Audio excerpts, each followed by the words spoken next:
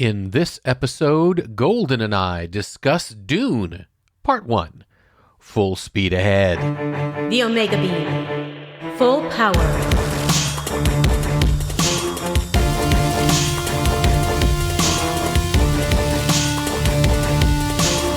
Omega Beam. Welcome to the Omega Beam number 146. I'm your host, Oren Merton. So Dune is one of those properties that is considered incredibly difficult to bring to a screen. I believe that there were a number of filmmakers that failed trying to bring it to the screen before David Lynch did his version in 1984. And that version is either fantastic or terrible, depending who you read or ask. Then there was a 6-part miniseries made of Dune, which also got mixed reviews. And now we've got a feature-length Dune movie, which is half the story. It's playing in theaters and streaming in the USA for free on HBO Max for the next month. So we watched it on HBO Max. We don't really get heavy into spoilers, but this is the third adaptation of a story that's been published for 46 years or so now. So I'm not sure that spoiler warnings even count.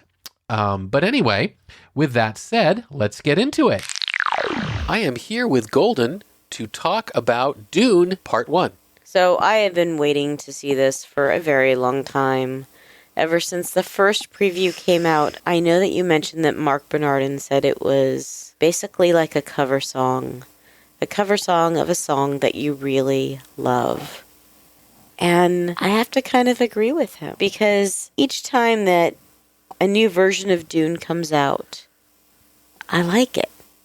And I think it's because, to me, it's a new cover song. It's a new cover of that same song. And even though I have not read the book in quite some time, I remember very much enjoying the book. And I enjoyed the 1984 version. And I have both versions, and sometimes I'll watch one, and sometimes I'll watch the other, or I'll start with one and then watch the other one so I can have the different intro. I used to, driving home, play Princess Erlon's speech over and over as one of the ways to keep me awake on those, 1 a.m. drive home from work. I thank the Baron for waking me up on one of those drives, because I started to fall asleep and was headed in between the exit and the freeway.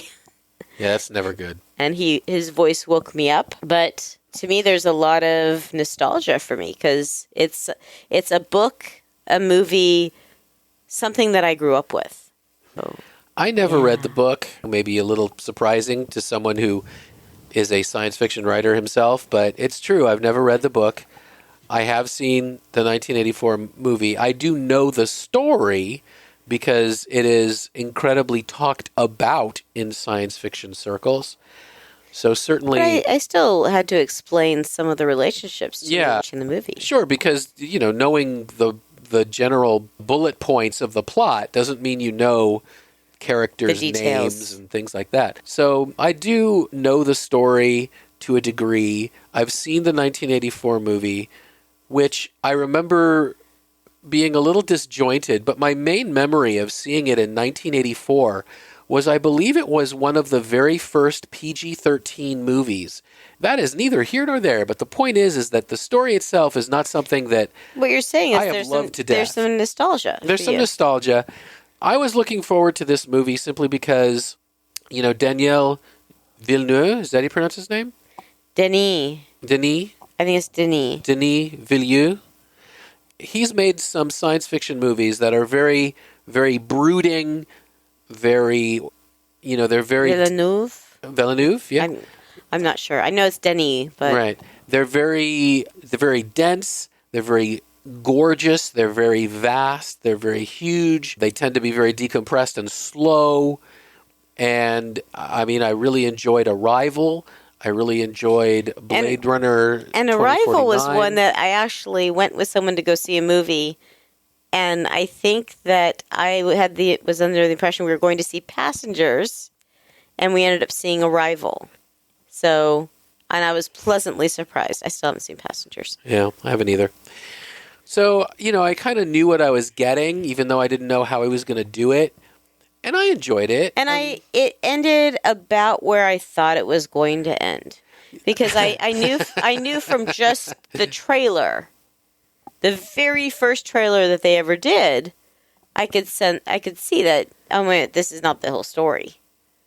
I mean, Fedor Alpha isn't even in the story. So I'm like, okay, then they're not even touching on the latter half. Right. Yeah, I'll get into spoilers later. So I'll just say at this point that I did enjoy it. It's not my favorite story, so this isn't my favorite movie. I'm very glad I saw it. I will see the second one. The music was good. I would have liked to see it in the theater.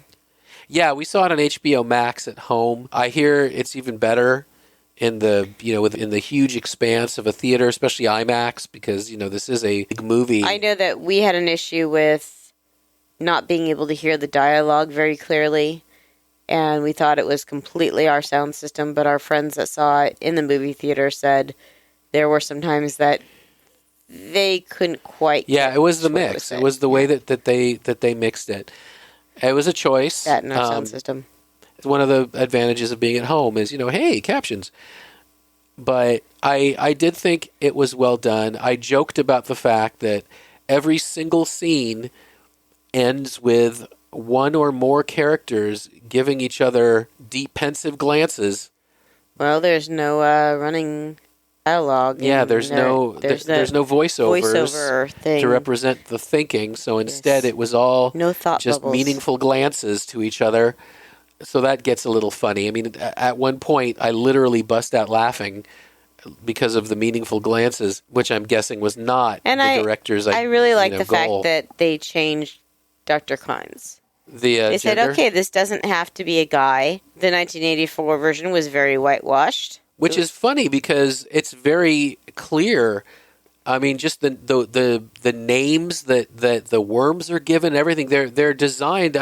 I don't think they're necessarily Arabic words, but it's very much a Middle Eastern story, and yet they like you said, they whitewashed it completely in 1984, and I thought it was great in this one, that everybody looked much more deserty, much more Middle Eastern-y. It wasn't just a group of white guys hanging out in the desert in spacesuits. Yeah, I love the fact that they were hidden in the sand. Yeah. I mean, the art design in this movie was absolutely incredible. I guess I don't need to worry about spoilers too much, considering this is a movie and a book that's been out for, since before we were born. Well, the movie hasn't been out since before we were born, but the book has. Yeah, speaking of the ending, a lot of people have been criticizing it, and I have to agree because it's fine to divide a story into parts 1 and 2. That's great. Avengers Infinity War and Endgame are parts 1 and 2. They did not leave it on a cliffhanger, though. No, and that's the problem. It was literally they were walking from point A to point B, and it was like in the middle of the trek, credits. I thought that was a fine place to leave it. Yeah, a lot of people have been complaining about that, and I have to agree. It's not like you had Paul standing there in front of the worm. Like, this is, okay, we're going to have our standoff right now. Okay, end credits. I mean, it wasn't like that. It's like, okay, we got to this point. Our next part of our journey needs to begin.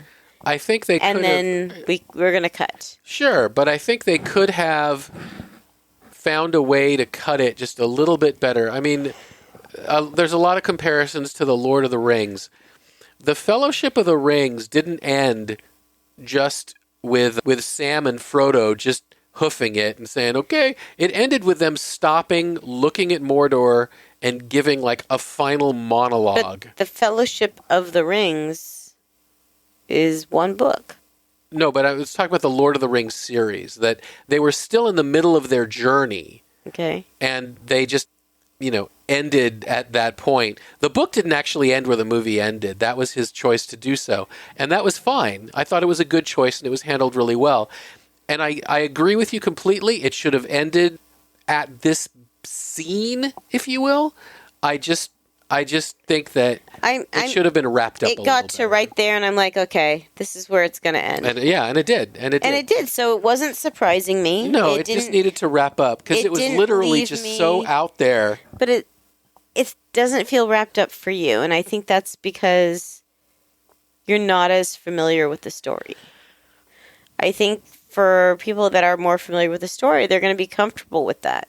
Speaking of things that the internets are upset with, there's a lot of people who are big Zendaya fans. Or is it Zendaya or Zendaya? Zendaya. A lot of Zendaya fans who are upset that Zendaya? she got star billing, and yet she was in the movie for 7 minutes. Yes, she's not a main character in that first part. I agree. It made absolute sense. She's coming, and right, but even in the book, it's not necessarily that Chani is a big character, and I think that this director is going to make sure that she stands out even more. I think what people who don't know the story were more complaining about is the fact that when you get above the fold billing like that, they expect you to be in a movie more than 7 minutes. And yes, but those are their expectations. Right, but I get that. But still, I do understand the criticism that it would have been one thing if she would have gotten minor billing in this one and, star billing in the next one. No one would have been confused. But the fact that they're giving her star billing for a movie because she's a star. Because she is a star in general? Yeah. Anyway, it is just something to note that if this is a movie that you wanted to go see because you love Zendaya, remember, she's in 7 minutes. Zendaya. I'm too tired right now to know how to pronounce names. I'm sorry. So anyway, if you like Dune, you will like this movie. I said to you while we were watching the movie, wow, Duncan is getting the death that he deserved. In the 1984 version, he really doesn't get that. And in this version, he does. And I think the same thing goes for Dr. Kynes. Do you have any recollection which is more true to the source material or not? I obviously haven't. Oh, I think that I don't believe that Duncan actually makes it out of the compound in the book. And I don't think Dr. Kynes does either. So actually the 1984 movie was more... It's probably more true to the book. I'd have to go back and look. Yeah. But I think that him pushing those characters out and giving them a little bit more... He's making a movie. ...was nice. It's a different art form. He's making a movie. we haven't even... Did they even mention Chani's relationship to Dr. Kynes? No. Not mentioned. Not even mentioned in this one because it hasn't been brought up yet. Yeah. Did they even know what happened to Dr. Kynes in this one? I'm trying to remember because we only watched it once. I don't think so. And I was a little distracted by having a 9-month-old that has fallen asleep on me and then watching the movie sideways. So they didn't talk about that relationship yet. Right.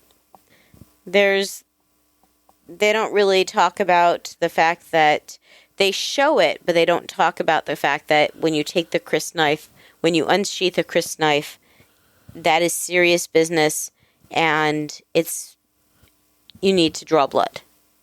So that's why a lot of them, they do a small slice on their hand, I think, is to make sure that before they put the knife back, it's bloodied. Okay. And it's shown. Not explained, so you just wonder why the hell everyone's cutting themselves. I was like, everyone's cutting themselves. Okay. Maybe they're a little bit more goth than I remember them being. That's fine. So there were some parts that kind of got skipped over. They never really explain the hunter-seeker that's in the room. I thought they did a beautiful job with the hunter-seeker. I thought that was very nice, but they didn't talk about the fact that it's slippery. And he had to grab it in such a way and that it's attracted to motion. And that's why he was having to stand extremely still. And had he moved, he would have been seen. Yeah, I didn't get any of that, but that's so all right. there's a lot that they don't go into. I thought the way they did the shield was a lot better. Technology. It did show that the slow blade penetrates the shield, but the fast is repelled. They ditched the weirding module from the 1984 version, which is... That wasn't part of the book, though. It wasn't part of the book. Yeah. It was something that was introduced there. But he still could have chosen to keep it had he wanted to. I thought they did a good job at choosing which parts they wanted to leave in. Like I said, in the 1984 version, they taught on their way to Arrakis. The Lady Jessica tells the Duke, hey, you know, I told you there would be a daughter. Now is the time. And Paul does not know that she's pregnant in the 84 version. And again, it's been a while since I've read the book, so I cannot remember right now which one's true to the book, until they're actually on their own. In this version, he's able to see that much sooner. And I think I also mentioned I was surprised, because I don't remember the Lady Jessica being that emotional in the book either. But this version of the Lady Jessica was a lot more emotional. Yeah. I'm sure that's a directorial choice. Because to me, the Bene Gesserit are about control. And her being emotional is not having that control. But I thought it was beautiful. I do have to say, though, with as beautiful as it is, I am finding Foundation even more beautiful. Yeah, another classic sci-fi series. And we will be talking about that soon. That one's streaming on Apple TV Plus. Another classic sci-fi series, one of the foundational, quote-unquote, series in science fiction, modern science fiction. But I did enjoy Dune. I only lament that it is going to be a while before the second part is out. Yeah, 2023. Yes, 2 year wait. 2 years. Well, that's what happens when you don't film them back to back. Well, he didn't have permission to. Yeah, it takes a lot of money to do that.